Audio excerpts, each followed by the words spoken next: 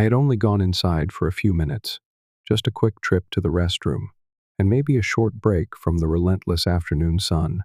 My backyard was my sanctuary, my personal little escape from the world, complete with a heated pool that I had spent a small fortune installing. It was a simple luxury, something I had worked hard for, and yet when I stepped back outside, towel draped over my shoulder, I froze in place. A stranger? No, two strangers. One was lounging on my lawn chair like she owned the place, oversized sunglasses perched on her nose, scrolling idly through her phone. The other was a kid, maybe 7 or 8, splashing around in my pool as if it were his personal playground. For a second, my brain refused to process the scene. Maybe I had stepped into some bizarre alternate dimension where property rights didn't exist. Maybe I was hallucinating from too much sun exposure. Or maybe, just maybe, I was about to have one of those encounters, the kind that made you question the intelligence of your fellow human beings. I cleared my throat. The woman didn't even flinch.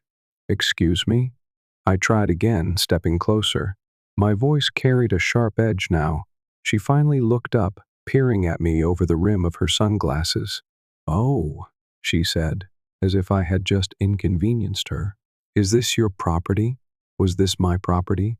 Was she serious? I gestured around, at the perfectly maintained lawn, at the patio furniture, at the pool that I had literally swum in just 20 minutes earlier. "Yes," I said, "this is my property. Who are you and why are you here?" The woman sighed dramatically, waving a manicured hand in the air as if swatting away an annoying fly. "My son wanted to go for a swim, but the lake is too cold," she said, "and he just loves pools, you know. So when we saw this one, we thought, well, why not?" She thought, why not? As if someone else's private backyard was the equivalent of a public park, as if my personal pool was there to serve her entitled whims. My blood pressure spiked instantly. "You can't just walk onto someone's property and use their things," I said, keeping my voice measured, though my patience was already wearing dangerously thin. "You need to leave, both of you." The woman pursed her lips. "There's no need to be rude," she said, sitting up and crossing her legs like we were having a friendly chat. "We're not hurting anyone. And honestly, if you're not using the pool, why does it even matter?" I stared at her, my mouth opening, then closing. How do you even argue with that level of audacity? It was like trying to reason with a brick wall that had the nerve to act like, "Oh, you were the problem." I turned my gaze to the kid, who was still splashing around without a care in the world. "Hey, buddy," I called out. "You need to get out of the pool now." That was apparently the wrong move, because the woman shot to her feet, her face twisting into an expression of pure outrage. "How dare you talk to my child like that?" she shrieked. "He has feelings, you know. You can't just bark orders at him like some heartless brute." "Heartless brute?" I blinked in disbelief. "I'm asking him to leave because he's in my pool, which he has no right to be in," I said through gritted teeth. "That's not being heartless. That's called enforcing basic property rights." She scoffed. "Oh, please, you're being completely unreasonable. He's just a kid. Are you seriously going to be that person? The guy who ruins a child's fun?" Oh, I was about to be that person. All right. I took a deep breath, forcing myself to keep my temper in check. "You have 60 seconds to leave before I call the police for trespassing," I said, pulling my phone out of my pocket. Her eyes widened, then narrowed. "Go ahead," she sneered. "I'll just tell them you threatened my child. Let's see who they believe, a poor, helpless mother or some greedy, selfish homeowner." I nearly dropped my phone. Was she actually threatening to lie to the police? My jaw clenched so hard my teeth ached. "Lady, you've got 10 seconds, I said, unlocking my phone. 9. Her face twisted in frustration. "This is ridiculous," she snapped, storming toward the pool. She yanked her son out, who whined in protest. "Come on, sweetie, this man clearly has no soul." As she gathered her things, My chair now knocked over. My hat kicked aside like trash. She hurled one final insult over her shoulder. I hope you never have kids. Maybe then you'll understand what it means to have compassion. And with that, she stormed off, her son trailing behind her, dripping water all over my patio. I stood there for a long moment, watching them disappear down the street, my fingers still curled around my phone, my pulse thundering in my ears. Compassion? She wanted compassion. I was too stunned to even be angry anymore, just exhausted. And in that moment, I knew one thing for certain next time. I was installing a locked gate. The next morning, I woke up to something I hadn't expected, my phone vibrating nonstop with text notifications. Confused, I grabbed it off my nightstand and squinted at the screen. Linda, next door neighbor, you need to check your front yard, now. My stomach dropped. That was never a good text to wake up to. Still groggy, I stumbled to the front door, yanked it open, and instantly felt my blood pressure spike. There she was, Karen, standing in my driveway. Again. This time, though, she had reinforcements, two other women who looked like they had walked straight out of an HOA nightmare. Matching yoga pants, expensive handbags, expressions of pure, righteous entitlement, and in the middle of them, her brat of a kid, holding a dripping wet pool float. What the hell? I stepped onto my porch, arms crossed, and forced my voice to stay calm. What are you doing on my property? Again. Karen turned to me with the fakest, most saccharine smile I had ever seen. Oh, good morning. We were just having a little community chat. On my driveway, I deadpanned. She waved a dismissive hand. Listen, I think we got off on the wrong foot yesterday, but the neighborhood moms and I have been talking, and we all agree you should really open your pool to the kids on the street. It's the only one around, and it's unfair for you to keep it to yourself. I stared at her, waiting for the punchline. Surely this was some kind of joke. Excuse me? One of the other women, let's call her backup Karen, nodded in agreement. You see, the lake is too cold, and not everyone can afford a fancy heated pool like you. It would really mean a lot to the children if you shared. A slow, burning rage started creeping up my spine. You mean the swimming pool your friend trespassed into yesterday? The one I paid for and maintain? That pool? Karen sighed dramatically. Don't be so selfish. You're part of this community, aren't you? What kind of neighbor hoards resources when kids just want to have fun? I could feel my eye twitch. A private pool is not a community resource. It's mine. Her son tugged on her sleeve, looking up at her expectantly. Mommy, you said the mean man would let me swim today. Oh, no. Oh, hell no. Karen gave me a smug look. See, you already disappointed him yesterday. Why make it worse? Just let him swim for a bit. It's not a big deal. I clenched my jaw so hard it hurt. You mean after you broke onto my property or threatened to lie to the police when I asked you to leave? And now you're back, demanding I open my pool to the entire neighborhood? I let out a short, humorless laugh.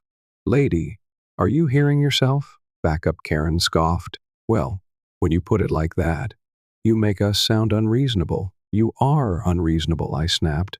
I'm not running a public pool. If you want your kid to swim, pay for your own. Or, I don't know, use the lake like everyone else. Karen's face twisted into a fake, wounded expression. So that's how it is, huh? You're just going to be a greedy, selfish man who doesn't care about the children? I don't care about your child. No, I shot back. And I, especially, don't care about a kid who's being taught that throwing tantrums gets them whatever they want. Now, all of you, get off my property. Her face turned beet red, and for a second, I thought she was going to lose it. Then, as if flipping a switch, she smirked. That smirk set off every alarm bell in my head. Fine, she said. If you won't share, then maybe we should make things difficult for you. I frowned. What's that supposed to mean? She let out a fake, innocent little laugh. Oh, nothing. Just that it would be a real shamey if your property got some complaints. You know, about noise, unsightly objects, safety hazards. Backup Karen nodded. HOA takes violations very seriously. And if enough neighbors agree, well, you might just find yourself forced to comply. A slow, sinking realization hit me. They were threatening to weaponize the HOA against me. I clenched my fists. You wouldn't. Karen's smirk widened. Try me. I took a slow breath, forcing myself not to react the way I wanted to, which was yelling every curse word in the book and dragging them off my driveway myself. Instead, I narrowed my eyes. All right, I said calmly. Do what you have to do, but if you come near my property again, I will be the one filing complaints. Trespassing, harassment, attempted extortion. I met her gaze dead on. And unlike you, I have security cameras. Karen's confident smile flickered just for a second. You wouldn't do that. I pulled out my phone and tapped the screen, showing the live footage from my front door camera. Say hi to the recording ladies. All three of them blanched. Backup Karen muttered something under her breath. Karen, however, recovered quickly. Enjoy being the most hated man in the neighborhood, she sneered. You'll regret this. With that, she turned on her heel, yanking her brat along with her. The two other women followed, their noses turned up like offended royalty. I watched them go, fingers still tight around my phone. Regret? No. The only thing I regretted was not installing an electrified fence, but as I stood there, I had a sinking feeling that this wasn't over.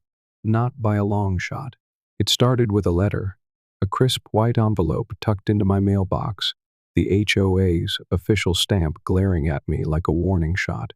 I knew before I even opened it that it wasn't going to be good news, but even I wasn't prepared for just how ridiculous it would be. Notice of violation, dear homeowner.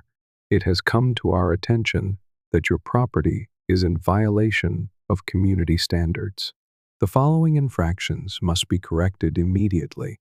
Unauthorized water feature visible from the street. Unapproved lawn furniture, causing an unsightly appearance. Failure to comply with community sharing principles. My head nearly exploded right then and there. Community sharing principles? That wasn't even a real thing. I took a deep breath, trying to steady myself. This wasn't a coincidence. This was Karen and her little gang of HOA terrorists. She had made good on her threat. I stormed inside, grabbed my laptop, and pulled up the HOA bylaws. I wasn't going to just roll over and take this. I had read them before when I moved in, and nowhere did it say anything about community sharing principles. And as for the unauthorized water feature, it was a pool, a freaking private pool.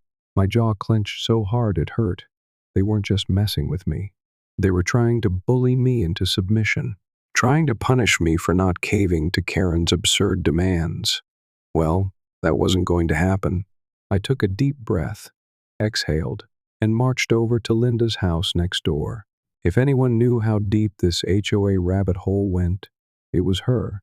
She opened the door, took one look at my face, and sighed. You got a letter too, didn't you? My stomach dropped. What, you too? She nodded, stepping aside and motioning for me to come in. You're not the only one Karen's trying to strong-arm. She filed a complaint against me for having an improperly maintained mailbox.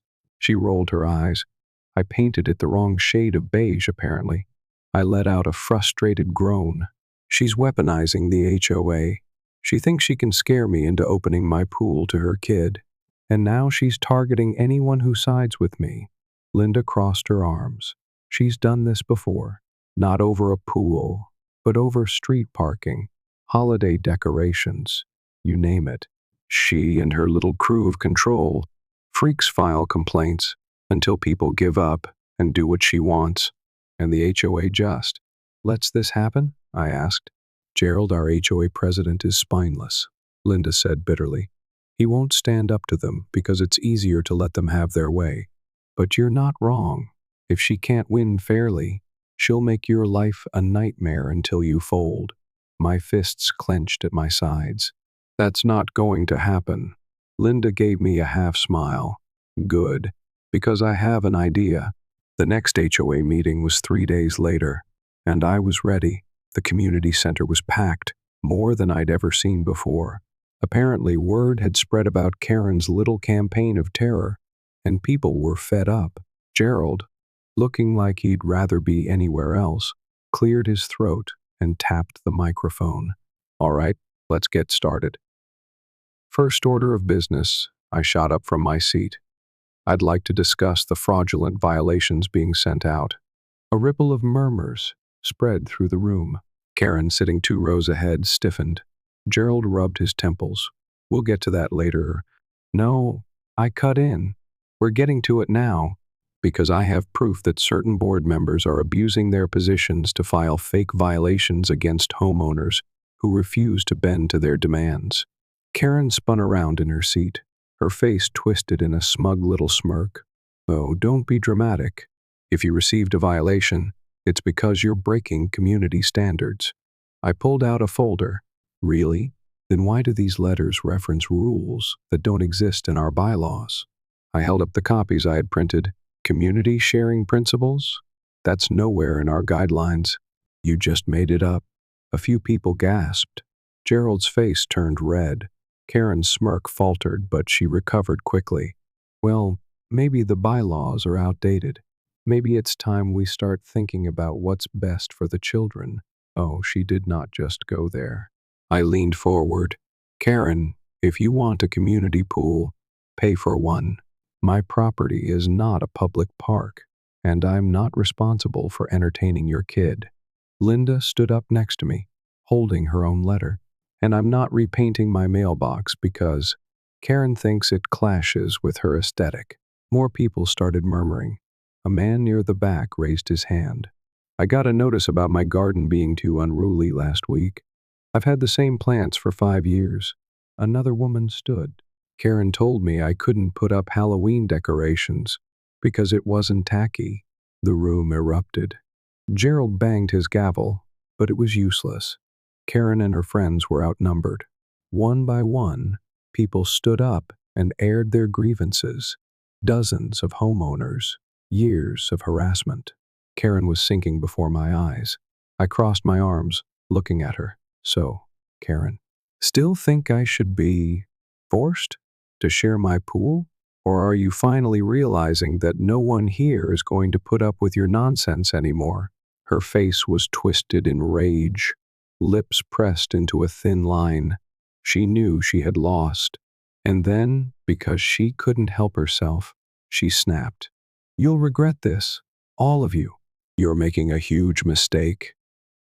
Gerald sighed heavily, rubbing his face. Karen, sit down. And just like that, the HOA meeting changed everything. By the end of the night, an official motion was passed to remove Karen and her cronies from any decision-making positions. As I walked out, victorious, I heard Karen mutter under her breath, "This isn't over." And I knew she wasn't done. But neither was I. I knew Karen wouldn't go down without a fight. The moment she stormed out of the HOA meeting, screeching about how this wasn't over, I had a feeling I was in for something worse than petty complaint letters. And I was right, because the next morning, my pool was trashed. I stepped onto my patio, expecting to see the familiar, pristine blue of my private oasis, but instead, I was greeted by absolute chaos. The water was a murky green, littered with plastic wrappers, leaves, and what looked suspiciously like crumpled pieces of raw chicken bobbing along the surface. My lawn chairs had been knocked over, one of them sitting partially submerged, and my once spotless pool deck was smeared with something dark and sticky. Ketchup? Syrup? I had no idea. For a long moment, I just stood there, gripping the railing, seeing red. Then my phone buzzed. Linda. She did it. My cameras caught her sneaking into your yard at 3 a.m. I'm sending you the footage. I didn't even hesitate. I hit play, and there she was, Karen, in full leggings and hoodie stealth mode, scaling my fence like some deranged suburban ninja. Behind her, two shadowy figures, her brat of a kid, and some other child carrying what appeared to be a garbage bag full of random junk. The video showed them dumping trash into my pool, yanking my chairs over, and then, Karen pulling out raw chicken thighs and tossing them into the water like some unhinged witch casting a spell. I didn't even bother getting dressed properly. Still in my sweatpants and a hoodie, I stormed next door and pounded on her door. She answered far too quickly. It was almost like she had been waiting for me. "Oh, it's you," she said, feigning surprise, arms crossed. "What do you want?" I held up my phone. "I don't know, Karen. Maybe to ask why the hell you dumped raw chicken into my pool at 3 in the morning." She didn't even flinch, just blinked at me, tilted her head, and said, "Excuse me? I have no idea what you're talking about." I turned the phone screen toward her and hit play again. Clear as day, there she was, flinging raw chicken like she was performing a satanic ritual. Her jaw tightened. But then, she did what only a true Karen could do. She doubled down. "That isn't me," she said, lips curling into a smug smirk. "That could be anyone. That video is grainy. You can't prove it's me." I laughed. Actually laughed. A deep, exhausted, hysterical laugh. "Karen," I said, gripping the phone so tightly my knuckles ached. "You are literally wearing the same leggings and hoodie right now." She glanced down, shrugged. "Lots of people wear black leggings." My eye twitched. "Okay, fine. Let's pretend I believe your dumb excuse. Then explain why your kid was also caught on camera throwing trash into my pool." Her smirk faltered. "My son would never do that. You must have edited that footage." Edited? Was she serious? Did she think I worked for CSI? "Karen," I growled, taking a step closer. "I have 2 witnesses, security footage, and an entire neighborhood that knows exactly what kind of person you are. If you don't clean this up right now, I am calling the police." She scoffed, arms still crossed. "Oh, please. You think the cops care about some garbage in a pool? They have actual crimes to deal with. And honestly, it's your fault." I blinked. "My fault?" "Yes," she said, lifting her chin. "Maybe if you weren't so selfish and just let the kids swim, this wouldn't have happened. This is karma for being a greedy, stuck-up neighbor." I stared at her, dumbfounded. Then I pulled out my phone, unlocked it, and dialed 911. "What's your emergency?" "Yeah, I'd like to report a trespassing, act of vandalism, and potential health hazard involving raw meat being dumped into a public access pool." "Oh, and I have security footage." Karen's face drained of color. "Wait, hold on. You don't have to, oops," I said, raising a hand. Too late. She slammed the door in my face. The police showed up within 20 minutes. Linda had already sent them the footage. And as it turns out, dumping raw chicken into someone's pool isn't just disgusting, it's a legitimate health violation. Karen tried everything to weasel out of it. She denied everything until the officers played the footage on a tablet right in front of her. She tried the "it wasn't me" excuse until one of the officers pointed out that she was literally wearing the same outfit as in the video. She even tried the classic, "This is harassment. I'm a single mother. I'll sue." But the cops weren't buying it. And the kicker, HOA violations didn't mean much to them, but health code violations. That was a different story. Karen was slapped with multiple citations, including trespassing, property damage, and a hefty fine for violating sanitation laws. And because karma was glorious, she was also put on a neighborhood watch list, meaning any future complaints she tried to file with the HOA automatically flagged for review. I watched from my porch as she shrieked at the officers, then turned and gawked at the fine amount. I didn't hear the full number, but based on the way she wailed, it must have been steep. I let out a slow breath, feeling true peace for the first time in weeks. Linda walked up beside me, sipping her coffee. Think she'll try anything else? I smirked. I hope so. I could use another security camera highlight reel. And with that, Karen's reign of terror was over. I thought I was done with Karen. I really did. After the police handed her a hefty fine, after she shrieked like a banshee on my front lawn, after she was put on a neighborhood watch list that practically neutered her ability to file any more fraudulent HOA complaints, I thought that was the end of it. I was wrong, because 3 days later, I woke up to the sound of heavy machinery. At first, I thought it was a neighbor getting some yard work done, maybe an early morning delivery. But as I groggily pulled on a hoodie and stepped onto my front porch, what I saw made my blood boil. A tow truck backing into my driveway to tow away my car. For a second, I just stood there, too stunned to move, my brain struggling to process what I was seeing. Then, as if in slow motion, my gaze shifted to the figure standing beside the truck, arms crossed, looking like she had just won the lottery. Karen. I nearly cracked my teeth, my jaw clenched so hard. "Hey," I bellowed, storming down my steps. "What the hell do you think you're doing?" The tow truck driver, some poor, confused guy, just trying to do his job, looked up, startled. Karen, however, had the audacity to smirk. "Oh, good morning," she chirped, in that fake syrupy tone that made my skin crawl. "I'm just enforcing community standards." "You were notified." "Notified? Notified?" I felt a dangerous twitch in my eye. "Notified about what, exactly, Karen?" She pulled out a folded letter from her purse and waved it like a golden ticket. "As of yesterday, your vehicle is in violation of HOA bylaws. It's been parked in your driveway for over 72 hours without movement. That's an infraction, and per policy, it's subject to towing." I blinked, slowly, deliberately. "Karen?" I said, voice tight with barely contained rage. "I work from home. My car hasn't moved because I haven't needed to use it. And even if that were a rule, which it's not, it doesn't justify towing it without warning." Karen's smirk only grew. "Oh, but it is a rule, just a new one that was put into effect yesterday. And per the emergency amendment clause, we can enforce it immediately." I stared at her, disbelieving. "You made up a rule just to have my car towed?" She shrugged.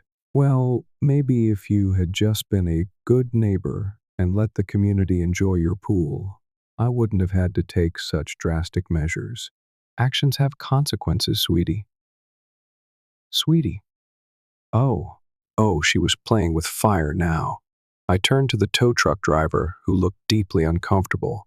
"What's the removal fee?" He hesitated. For an HOA mandated tow? Around $450, plus storage fees." Karen beamed. "Better grab your checkbook." I inhaled deeply through my nose, then, slowly, exhaled. "Hey, buddy," I said to the driver. "You got a supervisor I can talk to?" He blinked. Yeah? Call them. Now." My voice was calm. Too calm. Karen scoffed. "Oh, please. Like that'll help. The HOA has full authority here." I ignored her. The driver, sensing the storm brewing in my eyes, reluctantly pulled out his phone. While we waited, I pulled out my own phone and scrolled through my email until I found what I was looking for, an official notice from the HOA, time-stamped last night. Karen wasn't just making up rules, she was backdating violations to make it look like I had been warned ahead of time. Completely illegal. The moment the tow company's supervisor answered, I took over the call. I explained everything.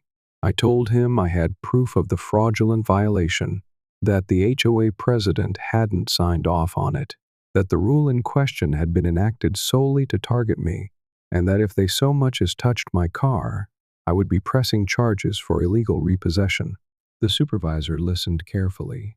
Then, after a long pause, he sighed. Yeah, we're not touching that. The driver, looking relieved, nodded and hopped back into his truck. Karen's face dropped. Wait, what are you doing? Tow the car?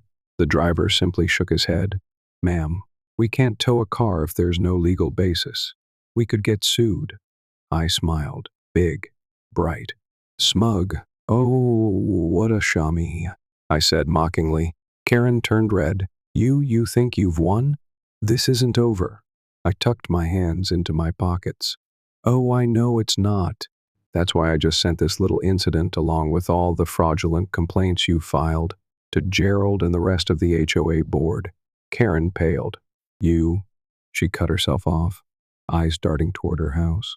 Yeah, she knew what was coming. Not even an hour later, I got a phone call from Gerald. Listen, he sighed. We're having an emergency board meeting. Can you be there? Oh, absolutely. By the end of the night, Karen had been stripped of her ability to file HOA complaints altogether. Her name was blacklisted. And the final cherry on top? The board ruled that her attempt to fraudulently tow my car was a serious violation of community ethics. She was hit with a $2,000 fine. I watched from my front porch the next morning as she got the letter. She ripped it open, read the fine amount, and then let out a noise that sounded somewhere between a screech and a dying cat. Linda, sipping her coffee beside me, chuckled. Think she'll try something else? I exhaled, stretching. I hope so. I've still got plenty of room on my security footage highlight reel. Karen glared at me from across the street, pure seething hatred in her eyes. I lifted my coffee mug, smiled. Checkmate. I should have known Karen wouldn't take her loss gracefully. For a brief, shining moment, I actually thought she might back down. After all, she had been publicly humiliated, financially penalized, and stripped of her ability to weaponize the HOA. Any sane person would take the L and move on. But Karen? Oh, no.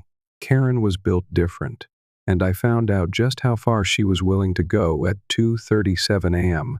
when I woke up to the sound of sirens. I stumbled out of bed, groggy and disoriented, my heart pounding. The red and blue flashes bathed my entire bedroom in chaos, and as I reached the window, I saw something that made my stomach drop. A fire truck, an ambulance, and half a dozen police cars, all parked in front of my house. I raced downstairs and threw open the front door, barefoot and in nothing but sweatpants and a t-shirt. I barely had time to process what was happening before two police officers were in my face. Sir, are you the homeowner?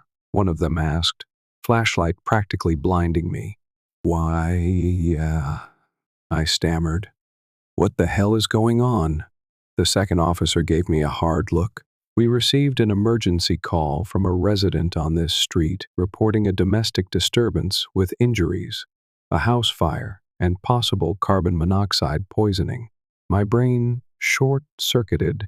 What? There's no. Then I heard it. A voice. Distant, shrill, familiar. The first told you he was dangerous. Karen. I turned, and there she was standing on the sidewalk in full dramatic mode, hands clutching her chest like a Victorian widow, eyes wide, with crocodile tears. That man has been a menace to this community for months, she wailed, pointing at me like I was a war criminal. I heard screaming, crashing. I saw smoke. I thought he had finally snapped. One of the officers sighed heavily, already looking like he regretted his life choices. Sir, he said, turning back to me, do you mind if we take a look inside? Just to confirm there's no emergency. I let out the longest, most exhausted sigh of my life. Go ahead. They did a full sweep, checked every room, the backyard, even the damn attic. Unsurprisingly, they found nothing. Meanwhile, Karen was still outside, putting on the performance of a lifetime for the neighbors who had started peeking through their windows. I just didn't know what else to do, she sniffled, dabbing at imaginary tears. He's been so unstable lately. First the pool incident, then the car, and I couldn't just stand by if he was hurting someone. I stepped back outside just in time to see one of the officers give her a pointed look. "Ma'am, are you aware that making a false police report is a criminal offense?" Karen froze. "What? No, no, I wasn't lying. I really thought, there is no emergency here." The officer cut her off, his patience officially gone.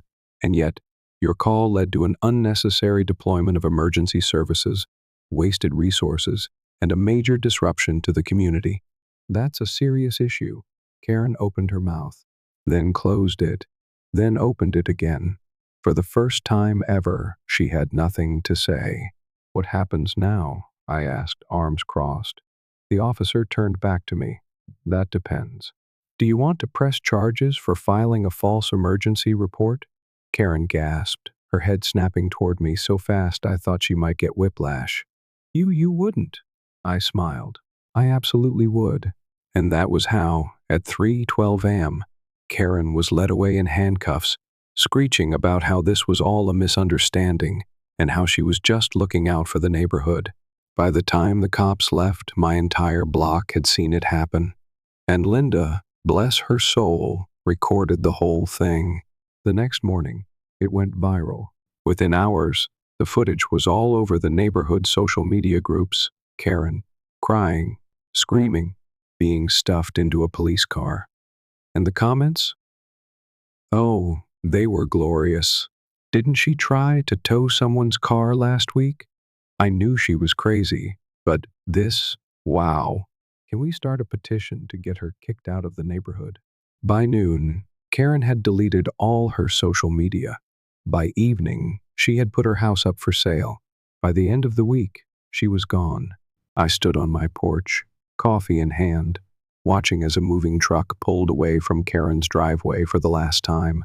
Linda stood beside me, grinning ear to ear.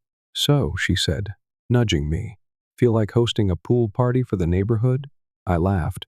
"Hell, yes. Karen wanted a war. And I won."